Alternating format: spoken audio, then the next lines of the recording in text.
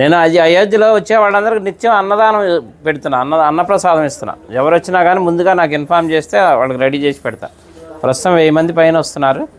మన తెలుగు వాళ్ళకి భోజనం దొరకదు అక్కడ, అందుకని అందరికీ ఉచితంగా పెడుతున్నా.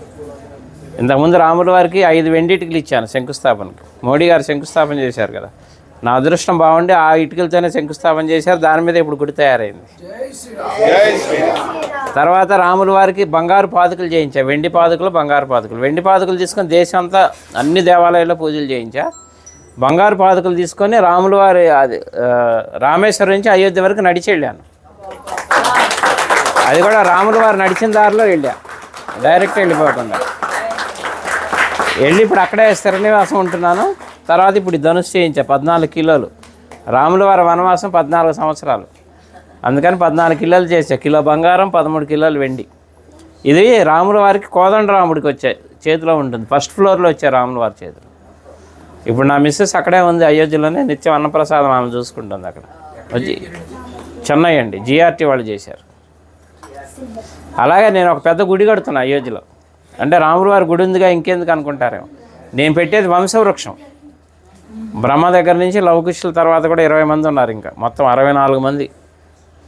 తర్వాత సీతమ్మ వారి వంశం, చంద్రవంశం, సూర్యవంశం, చంద్రవంశం, మొత్తం 450 విగ్రహాలు వస్తాయి. అంటే రాముల వారి వంశంతో పాటు రాముల వారికి అనుబంధం ఉన్న ఎవరెవరు ప్రముఖ వ్యక్తులు, మహా ఋషులు ఉన్నారు కదా, సప్త ఋషులు, వాళ్ళకి ఎవరెవరు సాంగత్యం ఉందో అందరి విగ్రహాలు పెట్టిస్తున్నా. ఎందుకంటే మన ముందు తరాలు వాళ్ళకి తెలియాలి రాముల వారి వంశవృక్షం అంతా. అందుకని శాశ్వతంగా ఉండాలని పెద్ద స్థలం కూడా తీసుకున్నాం, ఒక 5 ఎకరాలు అక్కడ పెడుతున్నాను. 5 సంవత్సరాల ప్రాజెక్ట్ అది, రెడీ చేస్తున్నా. అలాగే ఇప్పుడు అయోధ్యలో అంటే మన తెలుగు వాళ్ళ తరఫున నేనేం పని చేసినా తెలుగు వాళ్ళ తరఫున చేస్తాను. అయోధ్యలో వాల్మీకి ఎయిర్పోర్టు, ఇక నేను వెళ్తూ వస్తూ పోతూ ఉంటాను కాబట్టి 2-3 సార్లు చూశాను, కానీ నాకు ఎందుకో లోటుగా అనిపించింది. అక్కడ ఒక విగ్రహం పెట్టిద్దామని గవర్నమెంట్ అప్రోచ్ అయితే పర్మిషన్ ఇచ్చారు, సెంట్రల్ గవర్నమెంట్. 16 అడుగుల వాల్మీకి విగ్రహం పెడుతున్నాను. ఆ విగ్రహం కూడా రెడీ అయిపోతుంది ఇప్పుడు. అది కూడా ఎవరన్నా సహకరించినా కానీ తీసుకుంటున్నా. ఎందుకంటే భక్తి నాకు ఒక్కడికే కావాలని కాదు, పుణ్యం అందులో అందరినీ భాగస్వాములు చేయాలి, ఎందుకంటే దైవ కార్యం. అందుకని ఎవరన్నా చేస్తే వీళ్ళున్న వాళ్ళు చేయొచ్చు. అనుగ్రహం మొదలుపెట్టాను, వర్క్ జరుగుతుంది ఫాస్ట్గానే. మార్చి ఏప్రిల్లో విగ్రహ ప్రతిష్టాపన అయోధ్యలో.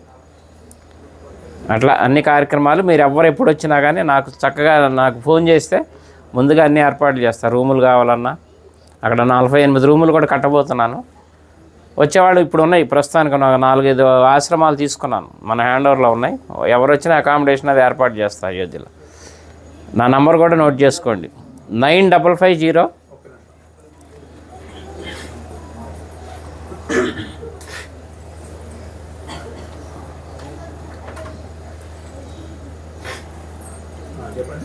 9550 754 389. చల్లా శ్రీనివాస్ శాస్త్రి అయోధ్య అని పెట్టుకోండి.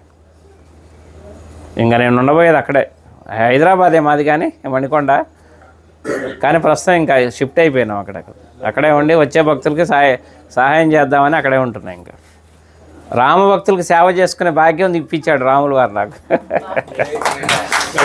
ఎందుకంటే నిన్నే బాలరాముడు ప్రతిష్ట నిన్నే 1 year. అందుకే మా ఆవిడ అక్కడ ప్రసాదాలు తయారు చేసి మాకు అవకాశం ఇచ్చారు.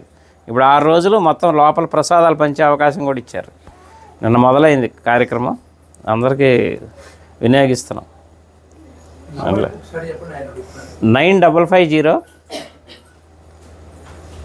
754 389. చల్లా శ్రీనివాస్ శాస్త్రి అయోధ్య. ఓకేనా? ఎవరు ఏ టైంలో చేసినా కానీ నేను అందుబాటులో ఉంటాను.